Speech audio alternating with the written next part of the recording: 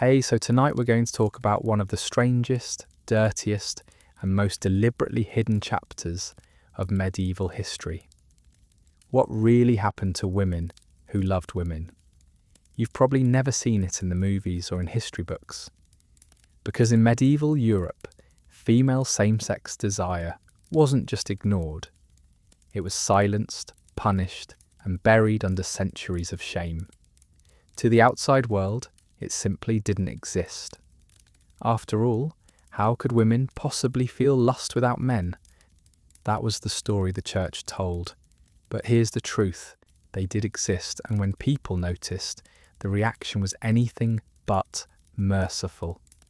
This was an age where love itself was already dangerous, ruled by the church, bargained by families, and mocked by neighbours. For women who strayed outside the lines, who reached for tenderness in the arms of another woman, the risks were brutal. Some faced public humiliation, others mutilation, and in the darkest cases, the stake, and the places we often imagine as holy sanctuaries, convents and nunneries, they were at the centre of suspicion. Outsiders whispered about women in veils sharing beds.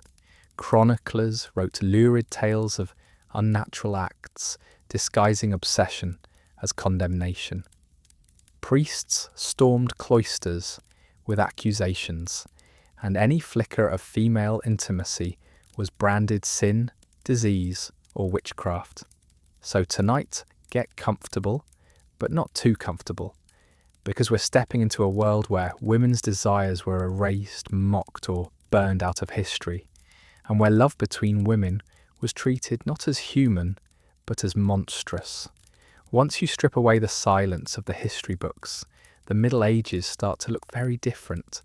Women loved women, and the church, the law, and the gossiping neighbours didn't know what to do with it.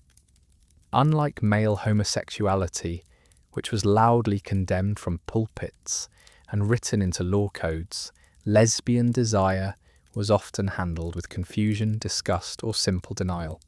And when it was acknowledged, the consequences were horrifying. The first problem? Language. In most of medieval Europe, there wasn't even a common word for a woman who desired another woman.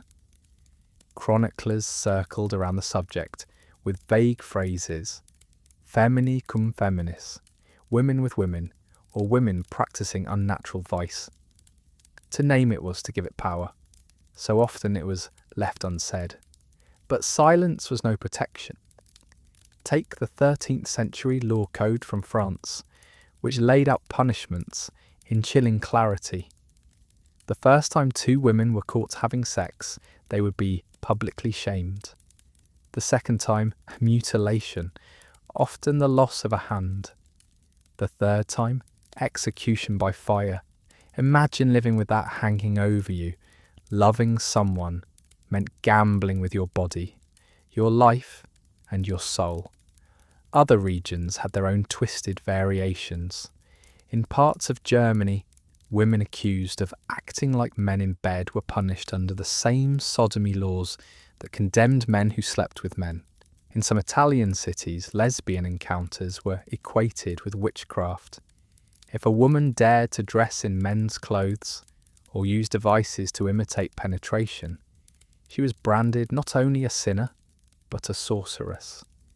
And then there were the grotesque medical theories. Medieval physicians, terrified of female sexuality, wrote about it with both ignorance and filth. One widely circulated belief was that if women rubbed together too much, one might grow a false penis from the friction, a monstrous image repeated in manuscripts as though it were fact. Others claimed lesbianism was caused by a wandering womb, or by women with overheated bodies who needed release. The cure? Marriage to a man. Doctors prescribed forced sex with husbands as medicine, twisting desire into diagnosis. But perhaps the most infamous rumours came from nunneries. These were closed worlds, filled with women locked away from men, sometimes willingly, sometimes not. Chroniclers couldn't resist spinning lurid tales. Nuns who supposedly shared beds, kissed in the shadows, or fell to unnatural practices when priests weren't around. Were some of these stories exaggerated, even invented? Absolutely. But they reveal a deep anxiety.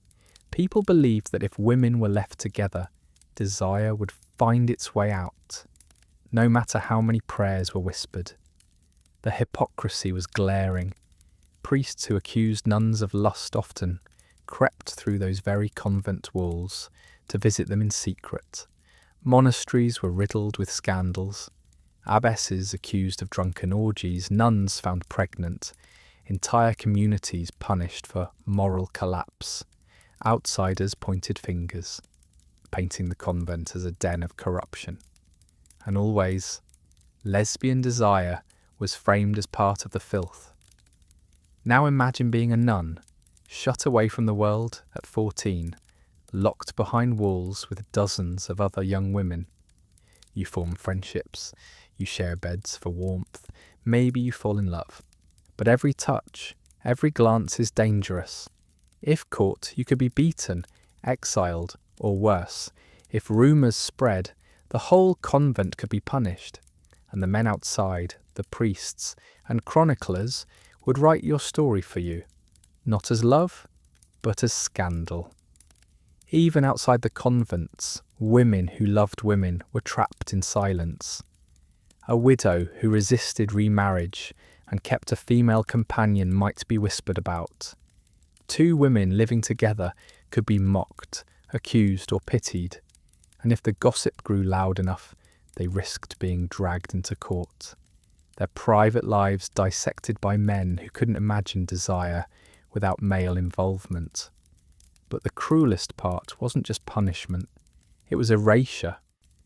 Unlike male homosexuality, which left behind sermons, laws, and records of trials, lesbian love was often ignored into oblivion.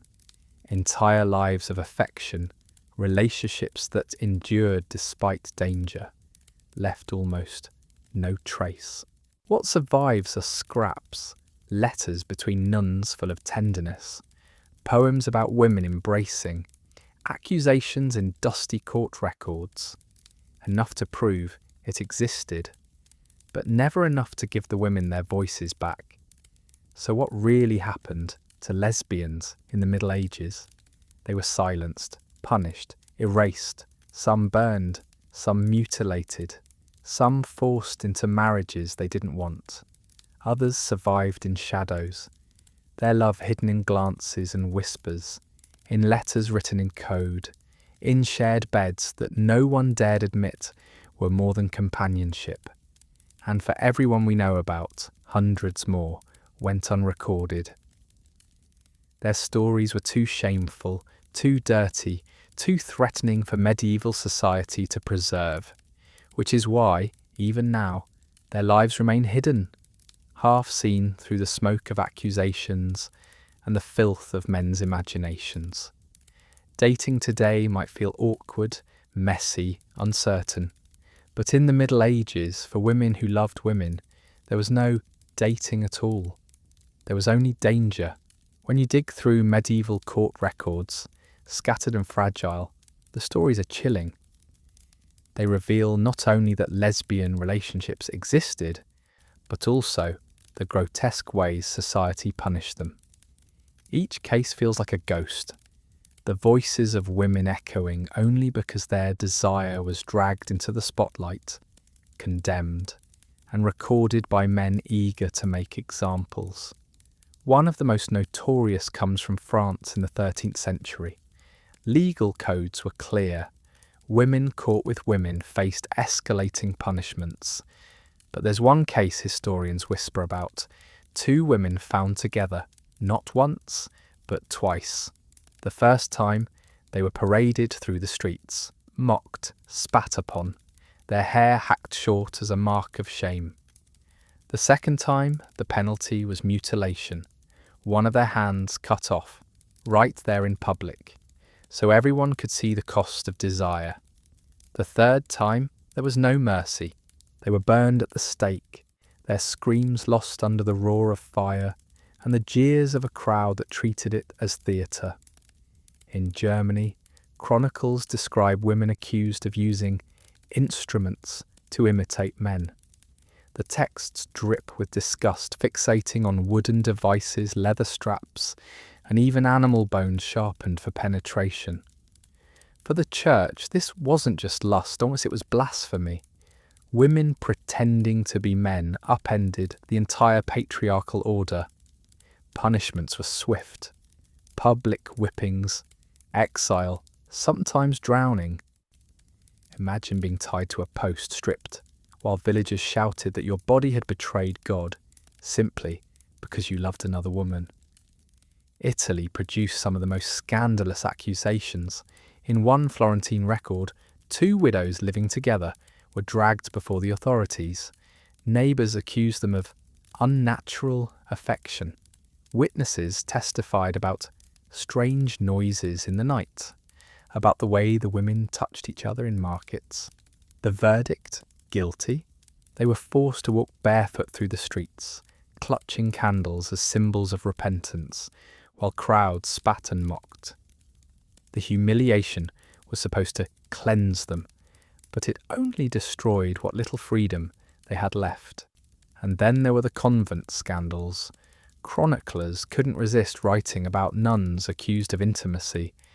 In one infamous case in the Low Countries, a group of sisters was accused of lying with each other. Outsiders claimed they used candles, crucifixes, anything they could find. Was it true, or was it men projecting their filth onto women locked away behind walls? We may never know, but the outcome was brutal. The convent was raided, several nuns exiled, others confined to solitary cells until they died. Their lives erased, their stories left as lurid footnotes written by men who despised them.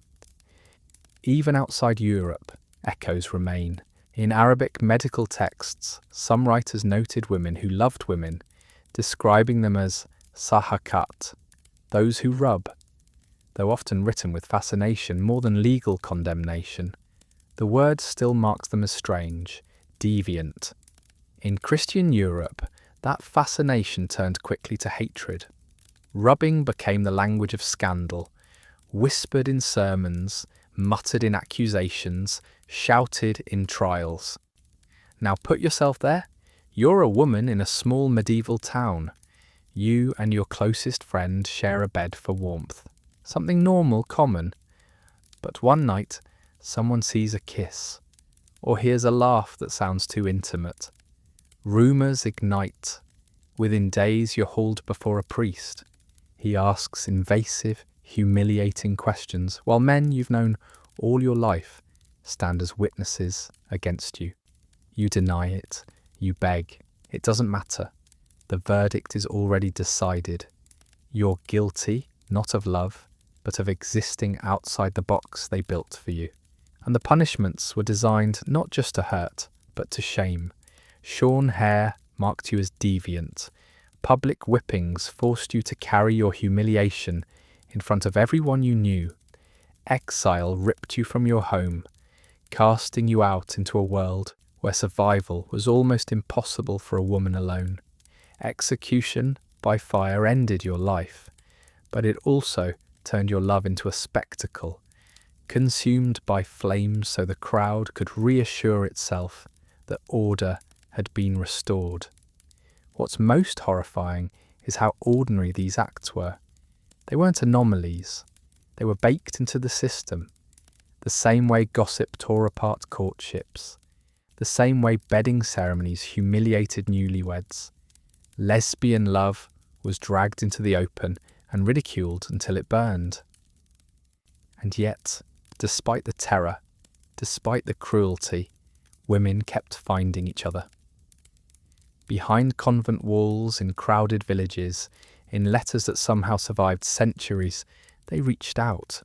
They risked everything for moments of tenderness. And the fact that their stories survive at all, in dusty archives, in the margins of law codes, in the venom of priests' sermons, proves that their love was too strong to be erased completely. If the trials and punishments were brutal, the myths were worse. Because medieval men, terrified of women's desire, filled the silence around lesbian love with grotesque fantasies. These weren't just dirty jokes whispered in taverns. They were written into medical treatises, church sermons, and legal records, myths so absurd, yet so cruel. They shaped how women were treated for centuries. One of the most infamous was the false penis myth. Chroniclers claimed that women who rubbed against each other too much grew male organs out of their bodies. Yes, serious writers put this into medical texts. Some swore the growths dangled between their legs like miniature phalluses, proof of their sin. Others insisted that women carved or built artificial ones out of leather, horn, or wood to imitate men. The obsession wasn't just about bodies, it was about control. By insisting lesbians became men, medieval thinkers erased the idea of women's love for women and turned it into a threat to the natural order. Doctors fed the hysteria. Some claimed a woman's womb grew hungry if she didn't have regular sex with men, twisting desire into disease. Others insisted that same-sex intimacy overheated the body, filling it with corrupt humours that could poison the blood. The cure? Submit to a husband. Forced sex was prescribed as medicine, a grotesque excuse to shove women back into male control. The church, meanwhile, framed lesbian love as demonic. Priests preached that women who lay with women were imitating Sodom, their acts considered worse than adultery because they produced no children.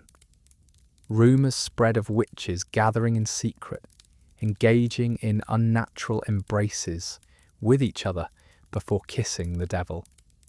When witch hunts flared centuries later, these myths resurfaced, making same-sex desire part of the evidence of sorcery.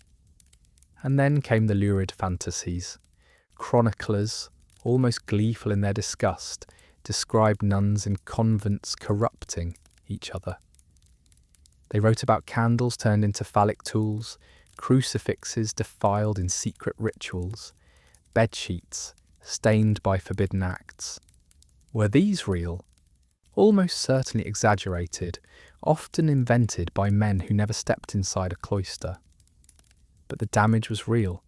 The myths spread, feeding suspicion of women locked away together, turning every convent into a target of gossip and every close friendship into a possible scandal.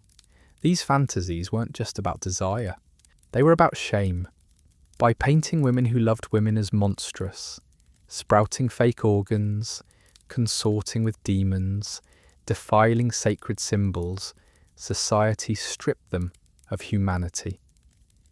They weren't seen as people longing for affection. They were cast as freaks, witches, and sinners. And once you dehumanize someone, punishing them becomes easy. The hypocrisy, of course, was staggering. The same men who thundered about unnatural women often kept mistresses, preyed on servants, or crept into convents themselves. Priests who condemned nuns for intimacy were the same ones sneaking through side doors at night. But while male sin was quietly forgiven, female intimacy was demonized, exaggerated, and turned into spectacle. Now imagine yourself there. You're a young nun, sharing a bed with a friend, because the convent is cold, the blankets thin. You whisper at night, maybe laugh, maybe hold hands under the covers. Someone sees, rumours spread. By morning the story has warped into something obscene. You and your friend sprouted false organs, used candles in blasphemous ways, corrupted each other beyond saving. You're dragged before your abbess, trembling, while priests whisper about witchcraft. You know the truth, but the myth is stronger than you. And that was the cruelty of it all. Myths didn't just describe women, they rewrote them. They turned simple affection into monstrous corruption. They erased love and replaced it with perversion, all to reinforce one message. Women's bodies and desires belonged only to men, and any deviation would be punished with fire, shame, or exile. Dating today might feel messy, but at least no one believes you'll grow a penis from kissing the wrong person, or that your affection makes you a witch. In the Middle Ages, those lies were law, and women paid the price for fantasies men invented, for all the silence, all the punishment, all the grotesque myths that painted women who loved women as monsters. There's another truth hidden in scraps of parchment and whispers in chronicles. They didn't stop. They couldn't. Even under the weight of shame and fear, women still found each other. They carved out spaces for affection in a world that denied their existence. Letters are one of the few windows we have. Some survive in convent archives, written in careful, coded language. On the surface, they look like spiritual devotion. One nun praising another's piety, her pure heart, her beloved presence. But between the lines, the words drip with tenderness. "I burn when I think of you," one wrote, "and only your embrace cools me." For centuries, scholars tried to dismiss these as exaggerated religious metaphors. But read closely, and the passion is undeniable. These were love letters, smuggled under the guise of prayer. Poetry also carried hidden voices. In medieval France, the Trobairites, female troubadours, composed songs of longing for other women. Their verses blurred the lines between friendship and desire, describing beauty, touch, and aching separation. Male chroniclers tried to downplay it, claiming the words were allegorical, but the audience who first heard them knew better. The passion was real. Symbols played a role too. Women exchanged small tokens, ribbons, rings, embroidered cloth that on the surface looked like ordinary gifts. But within their circles they carried deeper meaning. A shared colour, a stitched pattern, a line of verse sewn into a garment could signal devotion. It was a secret language, invisible to outsiders, a way of saying, "I see you" when words could get you burned. Some women lived together, quietly resisting the scripts written for them. Widows who refused remarriage sometimes shared houses with close female companions, raising eyebrows but escaping outright punishment. Records survive of wills in which women left property, clothes, or even entire estates to their dearest friend, bypassing male relatives. Legal scribes often wrote these bonds off as charity, but read them closely, and the intimacy is unmistakable. These weren't random friendships, they were partnerships. Of course, risk never vanished. Neighbours gossiped, priests sniffed out scandal, and suspicion hung heavy over any bond too close. Yet women carved out private spaces anyway. Behind cloister walls and shared beds at spinning wheels, in the shadows of kitchens and gardens, they reached for each other. Sometimes with tenderness, sometimes with desperation, always with secrecy. And secrecy itself became a kind of art. Medieval women became masters of coded gestures. A touch of the hand during prayers, lingering too long at a well, singing verses that only one other person truly understood. To the world, it looked like nothing. To them, it was everything. Imagine it. You're in a convent, 19 years old, surrounded by silence, duty, endless chants. But at night, in the darkness of the dormitory, you reach across the narrow space to find another hand waiting. Fingers interlace, breath steadies. For a moment, the world and its punishments vanish. No myths, no sermons, no fire, just warmth, just love, or picture being a widow in a medieval town. Neighbours pressure you to remarry, but you refuse. Instead, you move in with a woman who has also lost her husband. You cook together, laugh together, share the same bed to save on firewood. People whisper, but you endure.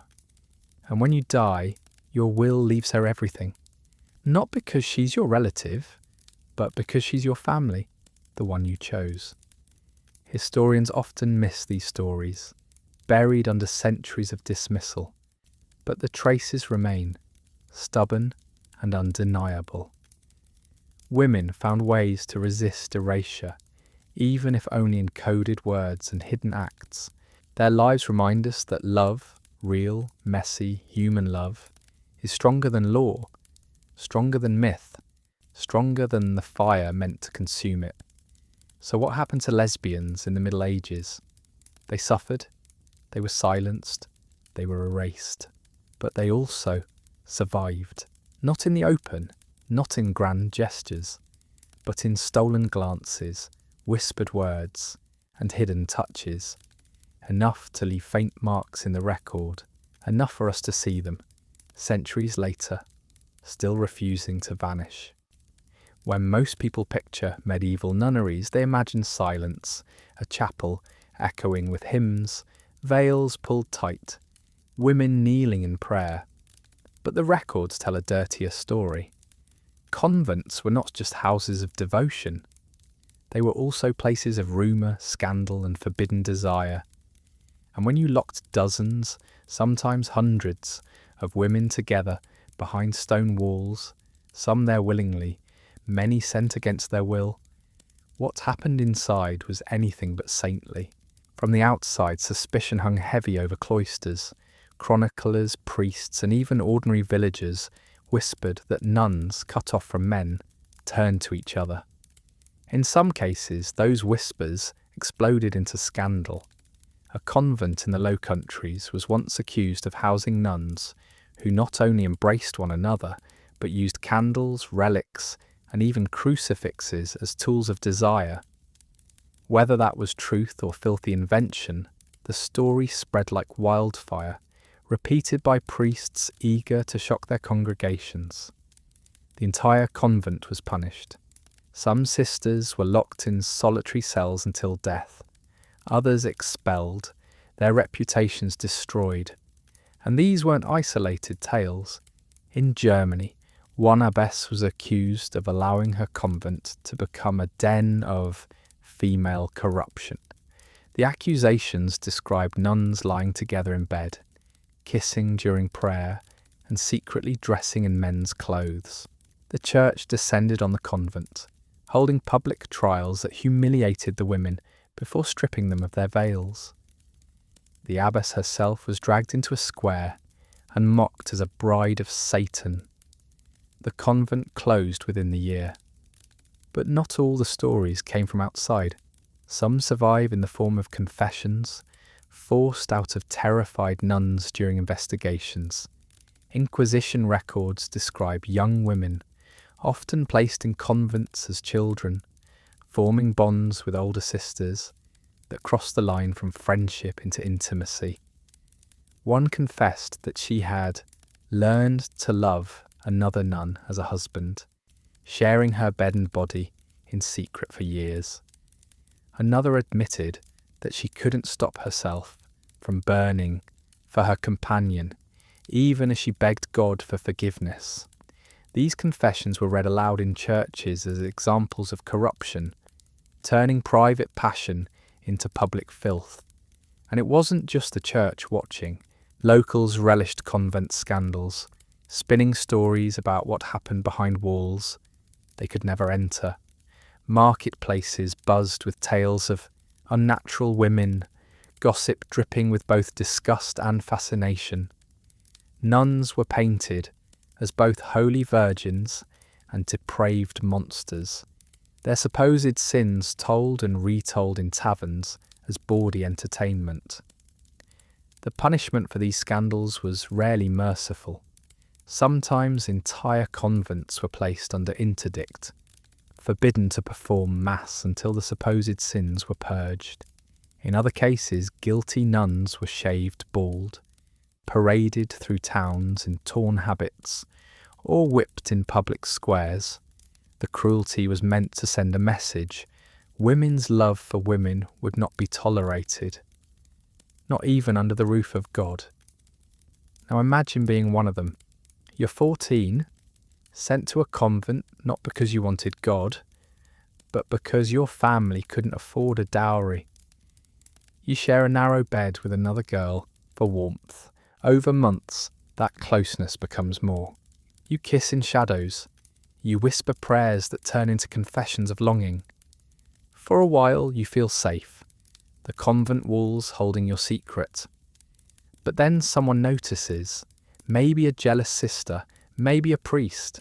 Suddenly you're dragged before the abbess. Your whispers are read aloud as evidence of sin. Your body becomes proof of corruption. You're punished not only for loving, but for daring to exist outside the lines. The hypocrisy, of course, was suffocating. Many of the same priests who accused nuns of intimacy were caught sneaking through side doors at night, engaging in affairs of their own. Convents were often sites of abuse, clerics preying on women trapped behind walls. Yet somehow, it was always the women who bore the stain of scandal, never the men. But even through the shame, there are glimpses of something else. Letters between nuns survive, coded, tender, passionate. They speak of burning love, aching separation, of bonds so strong they survived years of investigation and exile. The very rumours that condemned them also confirm the truth. Women found each other, even in the most controlled holy spaces of the medieval world. So were nunneries truly dens of corruption? Or were they simply the only places where women could slip past the watch of men long enough to find one another? The records are too soaked in scandal to say for certain. But what's clear is this. For medieval society, the mere possibility of intimacy between women was enough to unleash fear, punishment, and humiliation. And that fear has kept their voices buried for centuries. By the late Middle Ages, when Europe's obsession with witchcraft began to swell, women who loved women were dragged into its shadows. Same-sex desire, which had long been silenced or punished quietly, became tangled with the terror of sorcery. If two women were accused of being too close, it wasn't just sin anymore. It was a pact with the devil. Clerics preached that witches gathered at night in secret Sabbaths, wild, chaotic feasts where women danced naked, kissed each other, and defiled holy objects. These lurid images weren't inventions of frightened peasants, but were carefully written into manuals like the Malleus Maleficarum, the infamous witch hunter's handbook. There women were described as more carnal, more lustful, more easily swayed by Satan, and when men imagined what witches did in the dark, they almost always included women, embracing, touching, pleasuring one another, then blaming the devil for it. Rumours spread quickly. A widow who refused to remarry but lived with another woman? Suspicious? Two nuns found holding hands too often? Witches? A midwife accused of rubbing oils on another woman's body? Surely part of a satanic ritual? In towns across Europe, lesbian love was reframed not just as lust, but as sorcery. And once that accusation landed, there was no way out. Trials recorded in Germany, Switzerland, and France show the same cruel pattern. Women accused of witchcraft were pressed with humiliating, invasive questions. Did they lie with other women? Did they use oils, herbs, or objects to imitate men? Did they offer themselves to demons through the bodies of women? Interrogators wanted filth. They demanded details, often torturing women until they confessed to things they had never done. And the more obscene the confession, the more it confirmed the court's twisted fantasies. Punishments were merciless.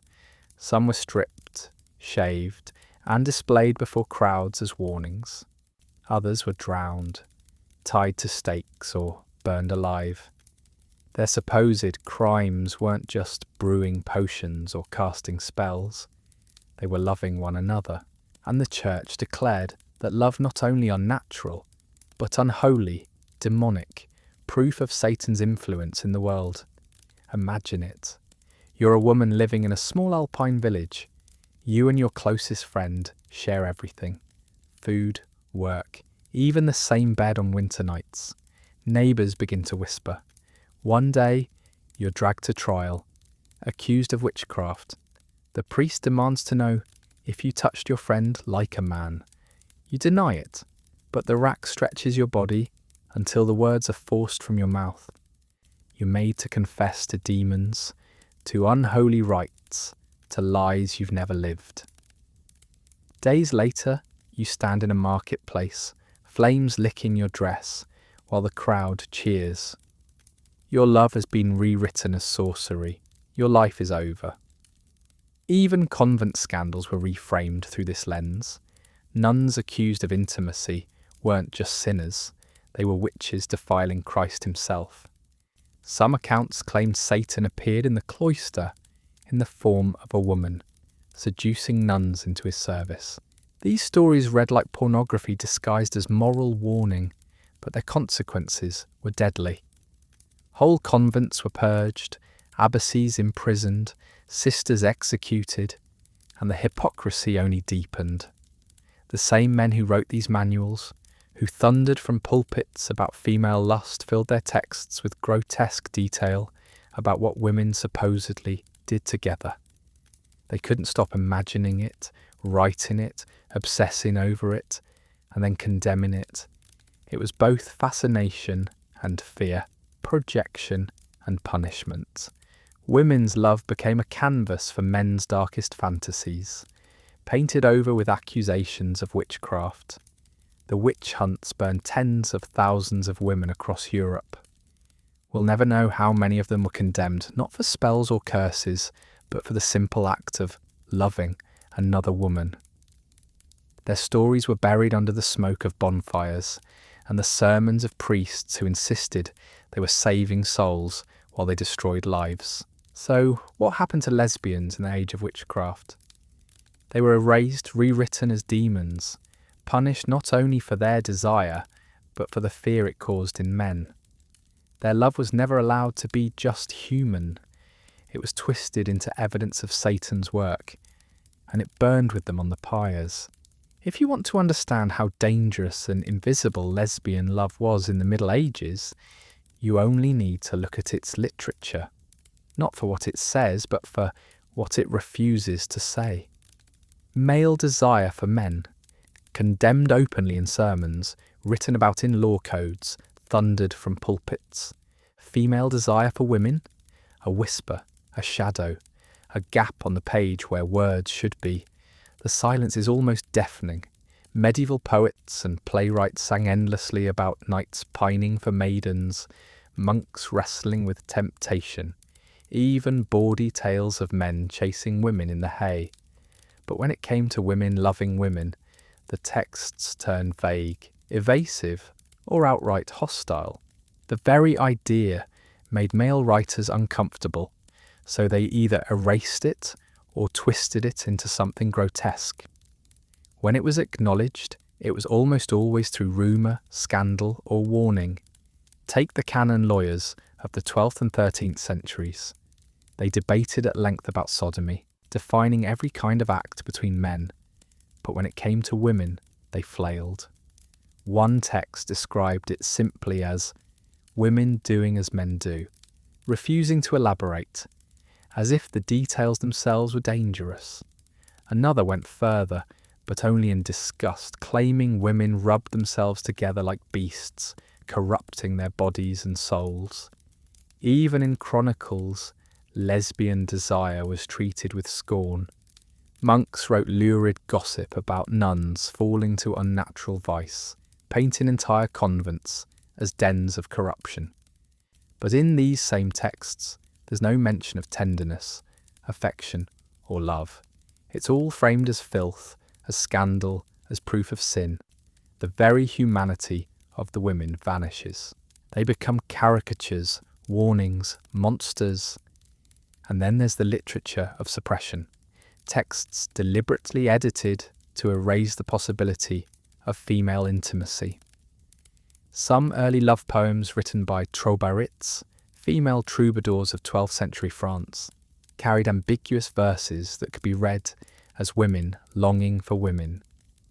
Later scribes corrected them, changing pronouns, smoothing out the passion, reshaping the words until they looked safe. The result? Whole generations of readers grew up never seeing the possibility of women's love at all. But silence wasn't just literary, it was practical. By not writing about lesbianism, society convinced itself it barely existed. Doctors ignored it, lawmakers avoided it, priests brushed past it, and that very denial became its own form of cruelty. Because when women were accused, they were punished all the harder, not just for sin, but for breaking into a category that wasn't even supposed to exist. And yet cracks still appear. A few bold texts hint at what lay beneath. In the 14th century, the French writer Jehan de Meun slipped mocking references to women embracing into the romance of the rose. Boccaccio, in his Decameron, described two women tricking a husband into leaving them alone so they could enjoy each other's company. But even these were filtered through male eyes, meant more as bawdy jokes than honest depictions. The rarest voices are those of women themselves. Letters between nuns, poetry by the troubadours, and fragments in personal diaries show flashes of something real, longing, intimacy, tenderness. But they survive almost by accident, preserved in archives that male scribes never thought to destroy. They read like whispers from across time, breaking the suffocating silence imposed by men. Now imagine yourself as a medieval woman. You read poetry where knights serenade maidens, where every story ends in marriage, where love always bends toward a man. But your heart stirs for someone else, a woman by your side in the fields, a sister in your convent. There are no words for what you feel, no stories that tell you it's possible, no poems that describe your desire. You live in silence, because silence is the only language society gave you. The cruelty of medieval literature isn't just what it said, it's what it didn't say. By erasing women's love, it left them isolated, convinced they were alone, their desires unthinkable. And when hints did appear, they were warped into scandal, myth, or filth. The Middle Ages didn't just punish lesbian desire with fire and law, it punished it with silence, making sure their stories vanished before they were ever told. If there's one thing the Middle Ages excelled at, it was turning punishment into entertainment. Justice wasn't a quiet process behind closed doors. It was a performance staged for the whole community. And when it came to women accused of loving other women, the punishments were designed not just to hurt, but to humiliate, to reduce their bodies and their desires into public theatre. We've already seen the harshest cases like mutilation, exile, fire. But before the final sentence, there was usually a show. Public shaming was the first weapon, and it was brutal. Women accused of intimacy were often stripped of their veils, their hair hacked off in front of jeering crowds. Shorn hair marked them as unwomanly, a living symbol that they had betrayed the roles expected of them. Some were paraded through towns barefoot in their shifts, carrying candles or crosses, forced to confess while neighbours spat and shouted filth. Charivari, noisy, mocking rituals were also turned against them. Imagine being dragged into the marketplace at night, surrounded by men banging pots, horns and drums.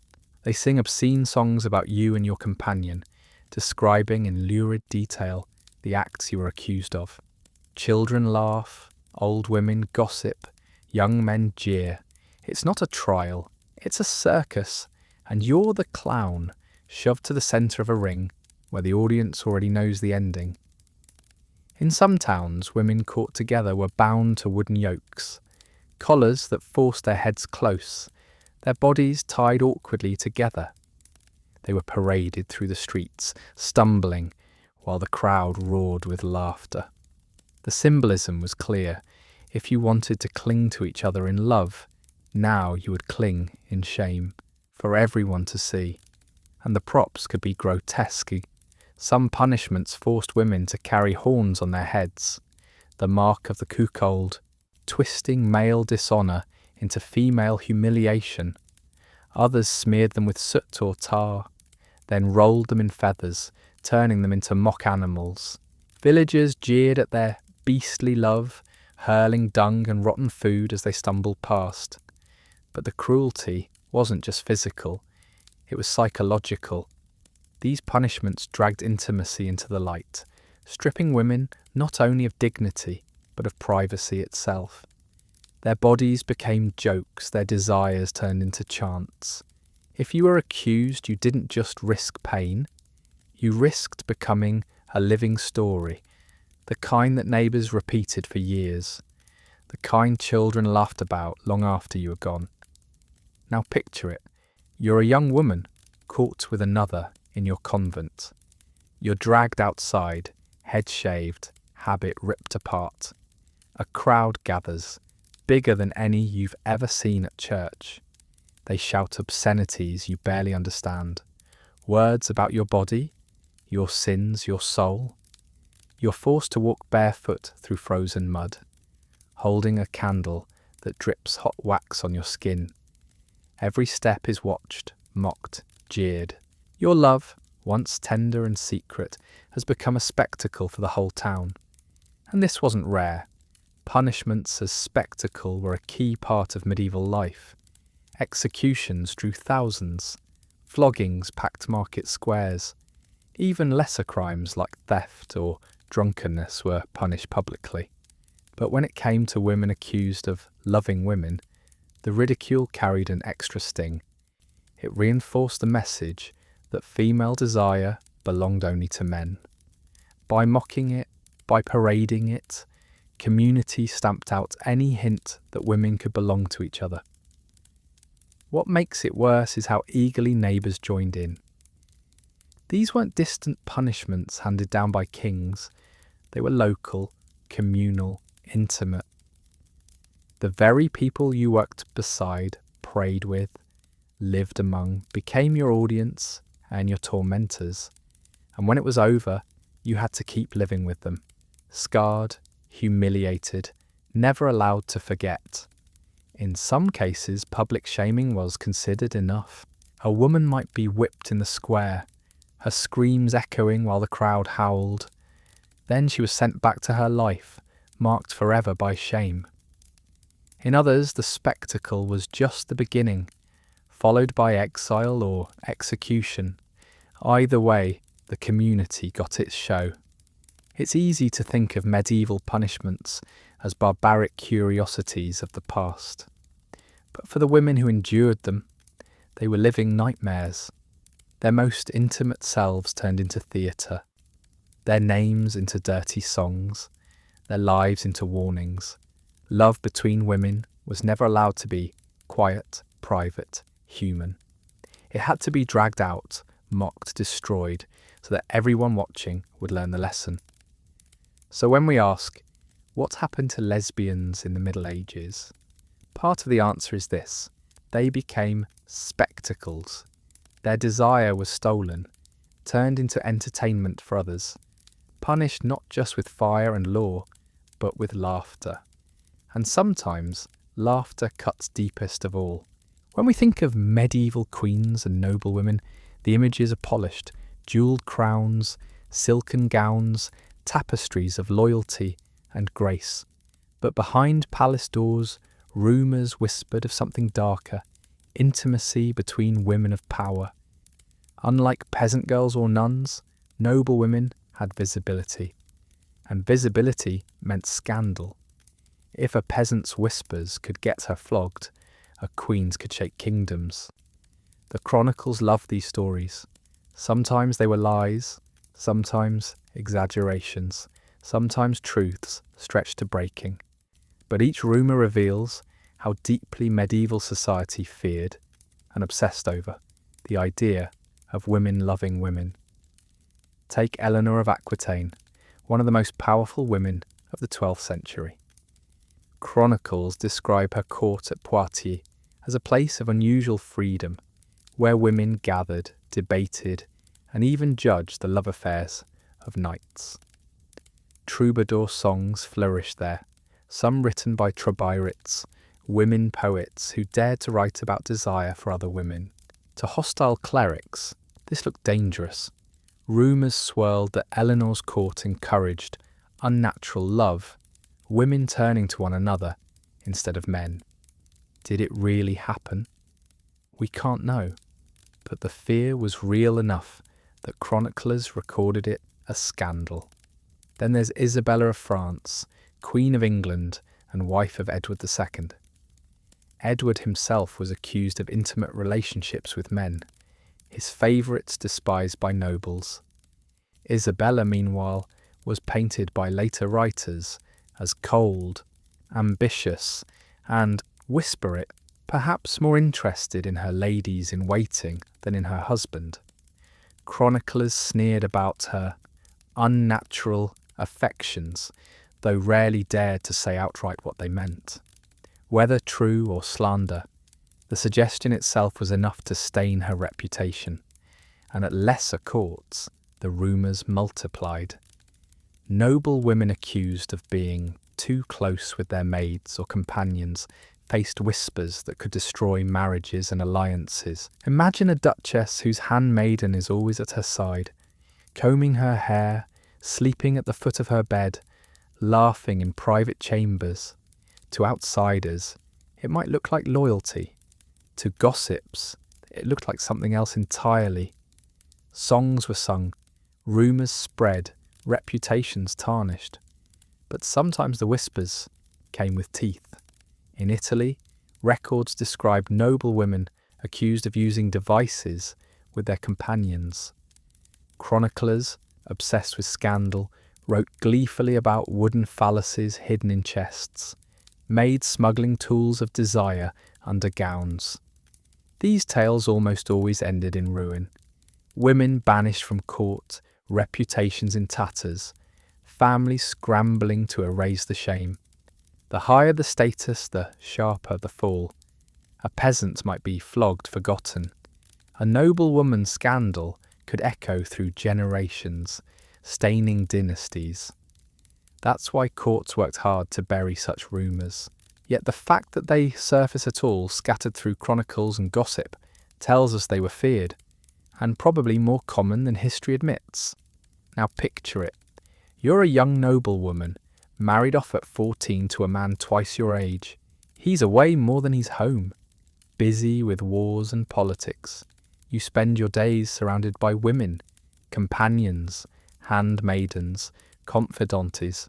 You share secrets, laughter, touches that linger a little too long. For once you feel seen, cherished.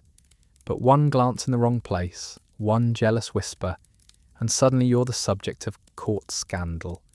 Songs mock you, priests condemn you, your husband rages. You're lucky if exile is the worst of it. These rumours weren't just about sex, they were about control. A queen or duchess suspected of loving women threatened the patriarchal order. She wasn't dependent on her husband's affection. She wasn't bound by the male gaze. Her intimacy was her own. And for medieval society that was terrifying. So courts spun stories, chroniclers wrote poison, and scandals festered. Whether true or not, noble women became symbols of fear, proof that even in gilded halls, love between women could bloom, and that it had to be crushed. What happened to queens and noble women who loved women? Most likely the same thing that happened to peasants and nuns. Secrecy, whispers, punishment. The difference was scale. Their scandals didn't just ruin lives, they shook kingdoms. If priests and chroniclers condemned women's love as sin, medieval doctors did something just as disturbing. They dissected it on paper. In manuscripts meant to pass as science, they wrote about women who loved women with a strange mix of disgust, voyeurism, and obsession. These weren't neutral medical notes, they were fantasies disguised as theory, and they reveal just how little medieval men understood female desire and how much it frightened them. One of the most common medical myths was the idea of the tribadi. This was the label given to women who supposedly took on the role of men in sex, often by growing a penis. Physicians swore this could happen naturally. Friction between women, they wrote, could cause the clitoris to enlarge grotesquely until it looked like male genitals. Some manuscripts even contained crude drawings, monstrous hybrids with women's faces and dangling appendages presented as proof. These tribades fascinated and horrified doctors. They were treated as evidence that women's bodies, left unchecked, could transform into something unnatural. The implication was clear. Intimacy between women wasn't just sinful. It warped the body itself, turning women into abominations. Other medical writers claimed lesbianism was a disease of the womb. They argued that women who rejected men must have dry wombs or wandering wombs that corrupted their desires. Remedies included bloodletting, burning herbs, and predictably, forced intercourse with men. In other words, doctors prescribed rape as medicine. Behind the veil of healing, they reinforced the same patriarchal demand. Women's bodies belong to men, and only men could fix them. But what's most revealing is the detail. Physicians wrote about women using oils, salves, and even animal parts to imitate penetration.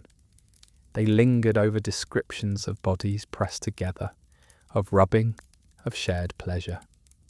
For men supposedly horrified by lesbianism, they couldn't stop writing about it. Their disgust was laced with fascination, a kind of medical pornography that both condemned and consumed. And these texts weren't just private, they circulated among scholars, monks, and clerics. A university student in Paris or Bologna could flip through a medical manual and find entire sections dedicated to unnatural practices among women. The knowledge, or the fantasy, spread, shaping how society imagined lesbian love. Even if most women had no access to these books, the ideas seeped into sermons, gossip, and law. The result was devastating. By defining women's intimacy as disease, medieval medicine stripped it of humanity. Love became pathology. Desire became corruption. A woman who loved another woman wasn't just sinful. She was sick, broken, a freak of nature. And that diagnosis justified punishment. After all, who could argue with science? Now imagine yourself as a medieval woman, accused of loving another. The priest calls in a physician to examine you. He studies your body, looking for signs of enlargement, unnatural growths, proof of the fantasies he's read. You're humiliated, exposed, your body reduced to evidence of sin. The diagnosis is already written, long before you stepped into the room. The cruelty of medieval medical writing wasn't just ignorance, it was erasure. It denied women's ability to love, to desire, to choose. It twisted intimacy into monstrosity, turning tender acts into medical horror stories. And it gave men, priests, doctors, judges, another tool of control. Modern readers often laugh at these texts, at the absurdity of false penises and wandering wombs. But for the women who lived under their shadow, they weren't funny, they were deadly. These fantasies shaped trials, punishments, and the very way society imagined women's bodies. And they left scars that lasted long beyond the Middle Ages. So what happened to lesbians in medieval medicine? They were turned into specimens. Their love was dissected, pathologized, and rewritten as sickness. And behind every word of disgust, there's the echo of fascination, men staring too long at the very thing they claimed to despise. If noble scandal shook kingdoms and medical treatises warped desire into disease, life in the village carried its own brutal dangers. For ordinary women, the greatest threat wasn't always priests or judges, it was gossip. In small medieval communities where everyone knew each other's business, rumours were weapons. And when those rumours touched on love between women, the results could be devastating. Daily life in a medieval village was crowded and public. Houses were small, walls thin, lives shared. Privacy was a luxury no peasant could afford. You cooked outside. You washed your clothes in communal rivers. You slept in crowded rooms with siblings, cousins, sometimes even livestock. In that world, two women spending too much time together stood out. A laugh that lasted too long. Hands brushing at the wrong moment. Two widows refusing remarriage and living together. All of it fed hungry tongues. And gossip wasn't just idle chatter. It was performance. People turned suspicions into songs, bawdy rhymes sung at night during festivals. Imagine walking to market and hearing children chant verses mocking you and your friend. Villagers clapped along, laughing, pointing, humming the tune for months afterward. Your intimacy, whether real or imagined, had become a dirty joke woven into the fabric of community life. Charivari rituals often drew on these suspicions. In France and Germany, noisy processions targeted couples who violated norms. Men who married older women were mocked. Widows who remarried too quickly were jeered. And women accused of being too close to each other? They weren't spared. Villagers banged pots, rattled pans, and shouted filthy verses about what the women did in bed. It was public humiliation disguised as tradition, punishment carried out not by judges but by neighbours. Punishments could escalate. A woman accused of unnatural friendship might be forced to ride backward on a donkey through town, her companion beside her, while villagers hurled dung and insults. Others were smeared with soot, their faces blackened as symbols of shame. Some were even tied together with ropes or wooden collars and paraded around, a grotesque parody of the intimacy they were accused of. And the cruelty didn't end when the noise stopped. Gossip lingered like smoke. Once branded, a woman could lose her livelihood. Neighbours refused to trade with her. Employers avoided her. Families warned their daughters away. A widow who once survived by spinning cloth or selling cheese could find herself destitute simply because people whispered that she loved another woman. Now picture it. You're a peasant woman in a small English village. Your husband is dead, and you've chosen not to remarry. Instead, you share a cottage with your closest friend, another widow. You laugh together, share meals, sleep in the same bed to save on firewood. To you, it's survival. And something more, though you'd never dare say it aloud. But the neighbours notice. They whisper when you walk past. One day, at a festival, the whispers erupt into a song, a filthy ballad about the two of you rubbing like beasts. The crowd roars with laughter. Children repeat it. Your secret, real or imagined, has become village entertainment, and there was no defence. Denying only made things worse. Anger was read as guilt, silence as shame. The more you protested, the louder the jokes became. Even if you had never touched your friend, the rumour stuck. In a world where reputation was survival, gossip could kill. The church often fanned the flames. Priests wove local rumours into sermons, warning against unnatural friendships that corrupted women's souls. Confessionals became traps. where women were pressed with humiliating questions about their companions.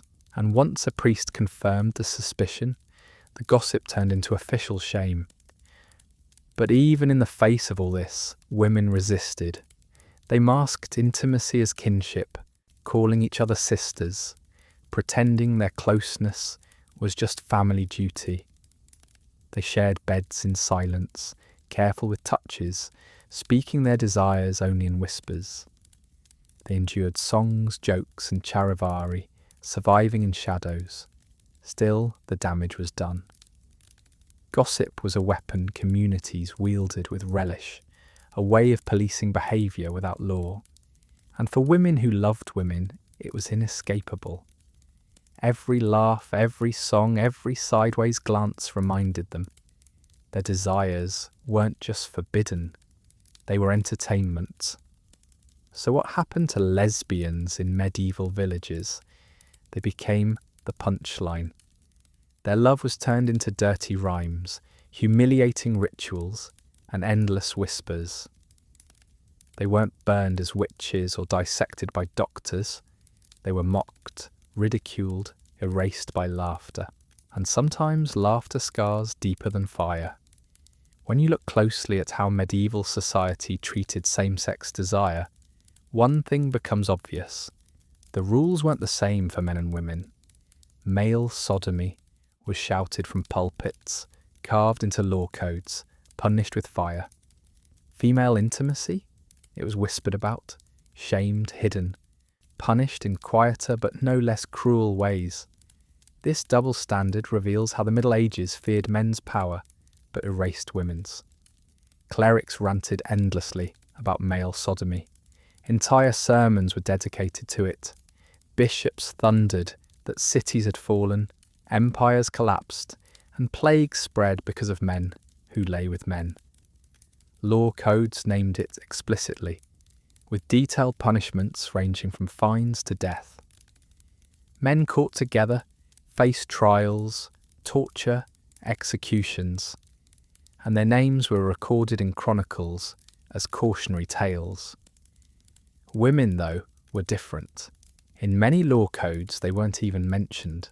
For centuries, some jurists argued that women loving women wasn't a real sin because they believed women couldn't feel true desire without men. Others claimed it was so shameful it couldn't be named, only hinted at.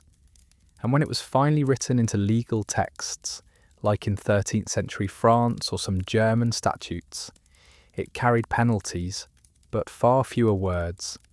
Male sodomy was discussed in endless detail. Female intimacy was passed over with a line or two, as if even writing it down was dangerous. But that silence wasn't mercy. It was another form of cruelty. By refusing to acknowledge women's love as real, society erased it. And when it did surface, the punishments were less about law and more about humiliation. Men were burned publicly, turned into martyrs of sin. Women were shaved, paraded, mocked, whispered about. Their punishments were shame, not spectacle, a slow destruction of reputation instead of a swift end by fire. Why the difference? Because male sodomy was seen as a threat to power. Men were supposed to dominate wives, households, property, politics. A man who turned his body to another man disrupted the hierarchy. He betrayed his gender role, undermining the patriarchal structure. That's why the church raged so loudly about it. Women, on the other hand, weren't even allowed that kind of power. Their desires weren't considered dangerous, just shameful, animalistic, unworthy of serious attention. If women could only exist through men, then intimacy between women was framed as nonsense, filth, or witchcraft. It wasn't debated in theology as much as mocked in gossip. Yet the punishments women face cut just as deep. Being shaved, exiled, humiliated, or burned at the stake for loving another woman was no less cruel than a man's execution. But it carried an extra sting, invisibility. Men's sins were recorded, Women's erased. Male sodomy became infamous. Female intimacy became unthinkable. Now imagine yourself there. You're a woman accused of lying with another. You're dragged to court, but the judges barely know what to do with you. There's no detailed law for your case. They improvise. They cut your hair, strip your veil, parade you through the streets. People laugh more than they rage. Your life isn't ended spectacularly in flames, but it is destroyed slowly, painfully, as shame sticks to you forever.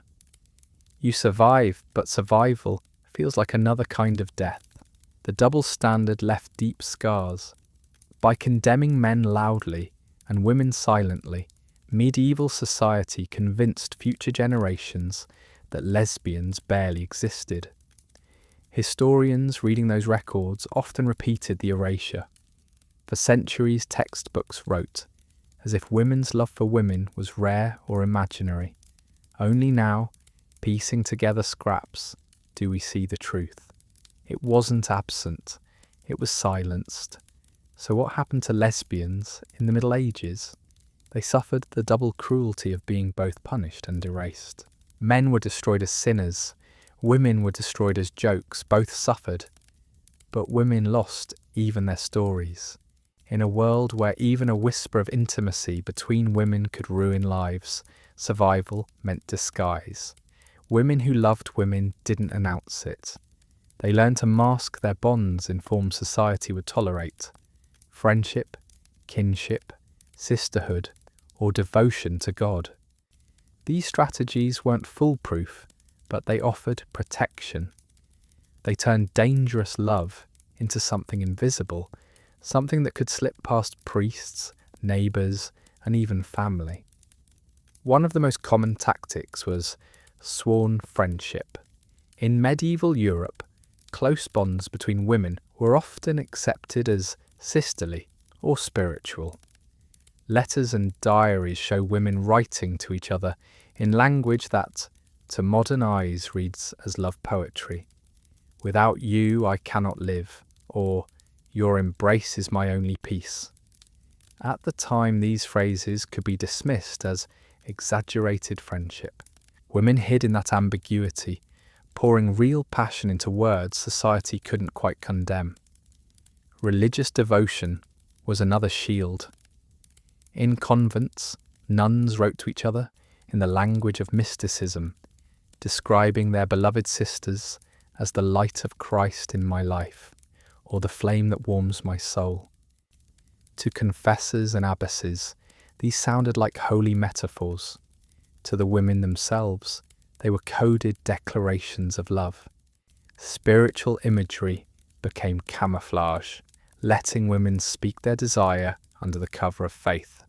Physical intimacy too could be disguised. Sharing a bed was common in the Middle Ages. Families crammed into single rooms. Servants slept beside masters. Travellers doubled up in inns. Two women lying together didn't raise eyebrows, unless it happened too often, or with too much affection. By hiding behind necessity, women created private spaces where tenderness could grow unnoticed. Widowhood offered another chance. A widow who refused remarriage could claim independence, choosing to live with a female companion instead. On paper, it looked like practical survival, pooling resources, sharing labour. In reality, it gave space for love. Some wills even reveal women leaving property, clothing, and heirlooms to their companions instead of male relatives. These documents read like glimpses of hidden marriages disguised as charity. Symbols and small acts carried meaning too. Women exchanged rings, ribbons, embroidered cloths, ordinary gifts to outsiders, secret vows to them. A ribbon tied on a wrist, a verse sewn into fabric, a shared colour worn in public could signal devotion. It was a language no priest could prosecute, no neighbour could quite condemn. And when danger loomed, silence itself was a tactic. Women learned when to laugh at rumours, when to deny, when to let gossip burn out on its own. They mastered the art of speaking in double meanings, hiding affection in plain sight. Their survival depended on being ordinary, and yet within that ordinariness they carved extraordinary lives. Now imagine yourself as a medieval woman. You're in a convent, writing a letter to your dearest friend. You describe her as my guiding star, my angel. To your abbess, it reads like piety. To her, it's love. Or you're a widow, sitting by the fire with your companion. Neighbours assume you share a house to save money. They don't see your fingers intertwined in the dark. These tactics weren't perfect. Suspicion could still grow. Whispers could still ruin. But they bought time, space, and safety. And in a world determined to erase lesbian love, they preserved it.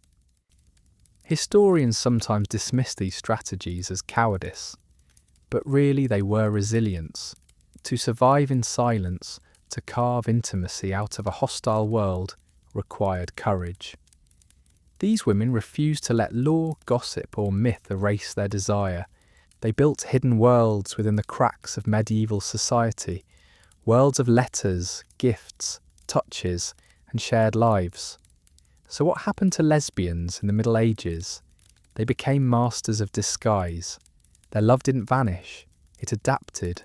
It wore the mask of friendship, the veil of faith, the cloak of necessity.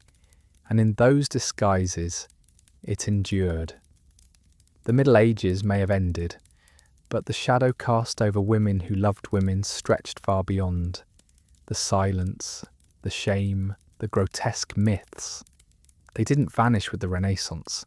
They hardened, sank into laws, sermons, and social memory, shaping how lesbian love was understood for centuries to come.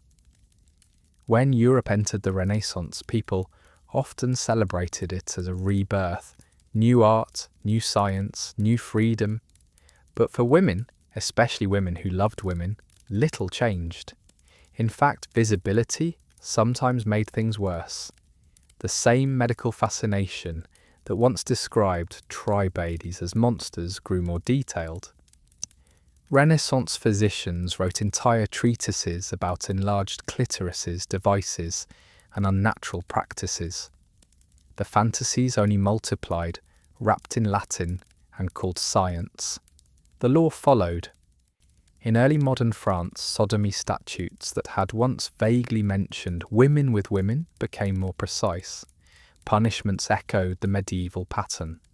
First shaming, then mutilation, then death.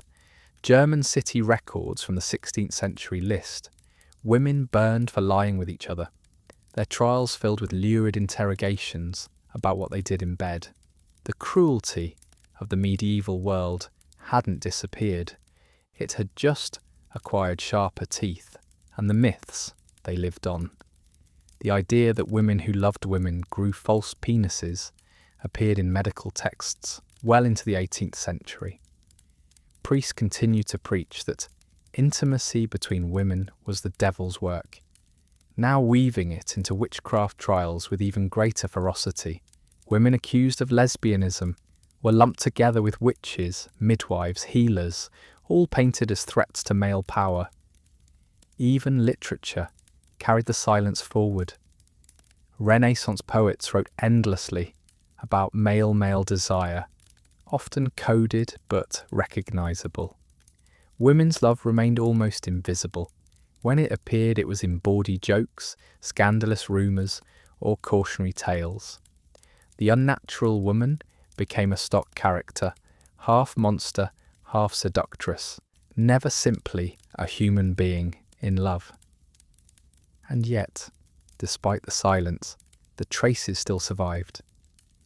Letters between women in the 16th and 17th centuries echo the tenderness of medieval convents.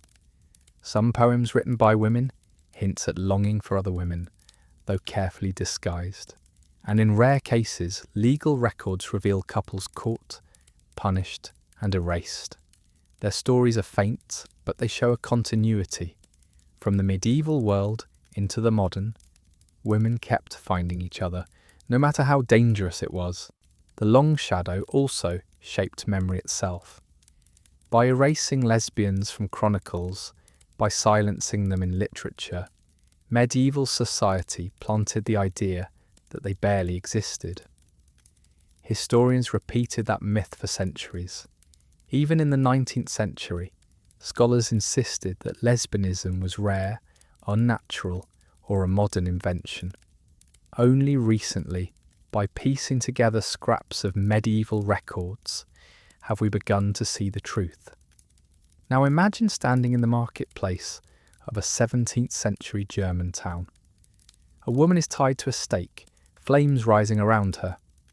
The crowd jeers, not just because she's accused of witchcraft, but because she lay with women. The punishment, the spectacle, the laughter, it all looks medieval, and in many ways it is. The centuries changed. The shadow did not. The legacy of medieval fear didn't just destroy lives in the past, it shaped how entire generations thought about women's love. It buried their stories so deeply that even today we're still digging them out, still trying to hear voices silenced by fire, gossip, and shame. So what happened to lesbians in the Middle Ages? Their lives stretched into the Renaissance, the early modern world, even into our own time, hidden, denied, condemned. The Middle Ages may have ended, but their shadow never truly lifted. So here's the truth, the part history never wanted you to hear. Women who loved women in the Middle Ages didn't just face silence, they faced ridicule, torture, exile, and fire. Their lives were rewritten as scandal, their love twisted into witchcraft, their bodies pathologized as diseased. They were paraded through streets, mocked in tavern songs, dissected in medical manuals, erased from poetry, condemned from pulpits. Their crime was simple, wanting affection in arms that society said were forbidden. And yet, they endured. That's the piece that lingers, the thread that refuses to break.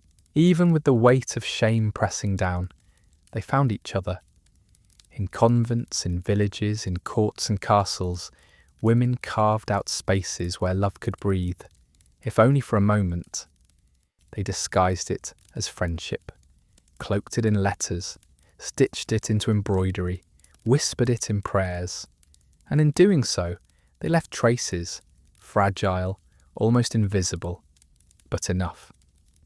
Enough for us, centuries later, to glimpse their courage.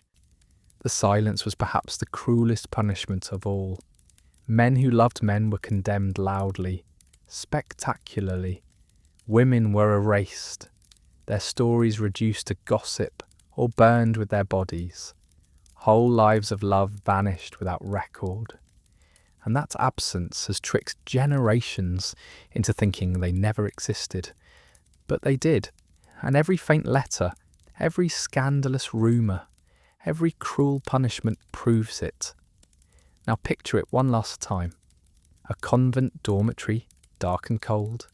Two women lie side by side, hands clasped beneath rough wool blankets.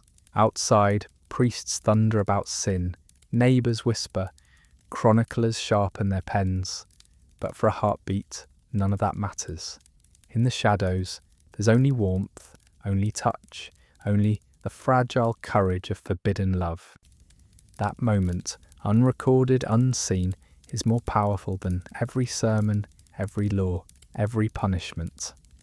That's what survived. That's what history couldn't erase. So when you hear people say the Middle Ages were just knights and castles, remember this. It was also women whose names we'll never know, punished for a kind of love that wouldn't die. They remind us that even in the darkest centuries, humanity burned quietly, stubbornly, in places no one thought to look. And maybe tonight, as you lie down, you'll think about them. The erased, the shamed, the silenced. They lived, they loved, and against all odds, they left us a story. Not the one written in law codes or shouted in sermons, but the one hidden in whispers, touches, and secret vows. The one that says, We were here. We always were. So get comfortable. Pull the blanket a little tighter. Close your eyes knowing this, that love has always existed, even in the shadows. And no matter how hard history tried, it could never truly burn it away.